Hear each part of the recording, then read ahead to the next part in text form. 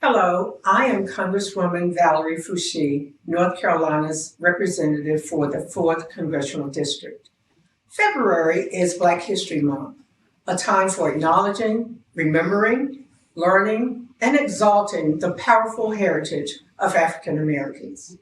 For 2024, the Black, Indigenous People of Color, or BIPOC elected officials of Orange County, are celebrating Black History Month with our reading of a poem from the world-renowned poet Nikki Giovanni. Giovanni is one of the foremost authors of the Black arts movement. She's published numerous collections of poetry, including her first self-published volume, Black Filling Black Talk, 1968, and New York Times bestseller, Bicycles, Love Poems, 2009. Giovanni has received numerous awards, including the inaugural Rosa Parks Woman of Courage Award and the Langston Hughes Award. She also is a 7-time recipient of the NAACP Image Award. The following is from the book entitled Quilting the Black-Eyed Pea, copyright 2002. Rosa Parks by Nikki Giovanni. This is for the Pullman Porters who organized when people said they couldn't, and carried the Pittsburgh Courier and the Chicago Defender to the Black Americans in the South so they would. No, they were not alone. This is for the Pullman Porters who helped Thurgood Marshall go south and come back north to fight the fight that resulted in Broun versus Board of Education, because even though Kansas is west, and even though Topeka is the birthplace of Gwendolyn Brooks, who wrote, the Chicago Defender sends a man to Little Rock. It was the Pullman Porters who whispered to the traveling men, both the blues men and the race men, so that they both would know what was going on. This is for the Pullman Porters who smiled as if they were happy and laughed like they were tickled when some folks were around, and who silently rejoiced in 1954 when the Supreme Court announced its 9-0 decision that separate is inherently unequal. This is for the Pullman Porters who smiled and welcomed a 14-year-old boy onto their train in 1955. They noticed his slight limp that he tried to disguise with a doo-wop walk. They noticed his stutter and probably understood why his mother wanted him out of Chicago during the summer when school was out. 14-year-old Black boys with limps and stutters are apt to try to prove themselves in dangerous ways. When mothers aren't around to look after them.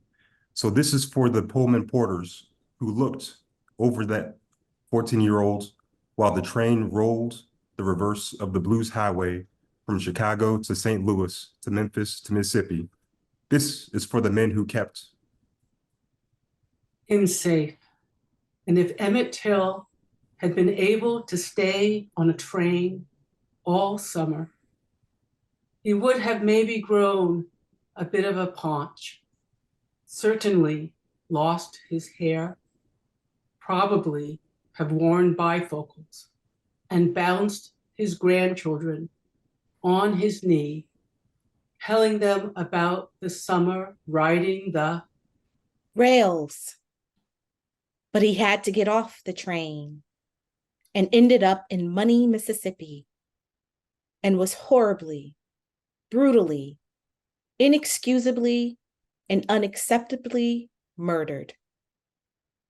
This is for the Pullman Porters, who, when the sheriff was trying to get the body secretly buried, got Emmett's body on the northbound train, got his body home to Chicago, where his mother said, I want the world to see what they did to my boy. And this is for all the mothers who cried. And this is for all the people who said never again. And this is about Rosa Parks, whose feet were not so tired. It had been, after all, an ordinary day until the bus driver gave her the opportunity to make history. This is about Rosa Parks from Tuskegee, Alabama, who was also the field secretary of the NAACP. This is about the moment Rosa Parks shouldered her cross, put her worldly goods aside, was willing to sacrifice her life so that that young man in Money, Mississippi, who had been so well protected by the Pullman porters would not have died in vain. When Mrs. Parks said no, a passionate movement was begun. No longer would there be a reliance on the law. There was a higher law. When Mrs. Parks brought that light of hers to expose the evil of the system, the sun came and rested on her shoulders, bringing the heat and the light of truth. Others would follow Mrs. Parks. 4 young men in Greensboro, North Carolina, would also say no. Great. Voices would be raised singing the praises of God and exhorting us to forgive those who trespass against us. But it was the Pullman porters who safely got Emmett to his grand uncle. And it was Mrs. Rosa Parks who could not stand that death. And in not being able to stand it, she sat back down. Happy Black History Happy Month. Black Happy Black History History Month. Month. Happy Celebrate. Black History Celebrate. Month. Black Celebrate. History Month. Yes.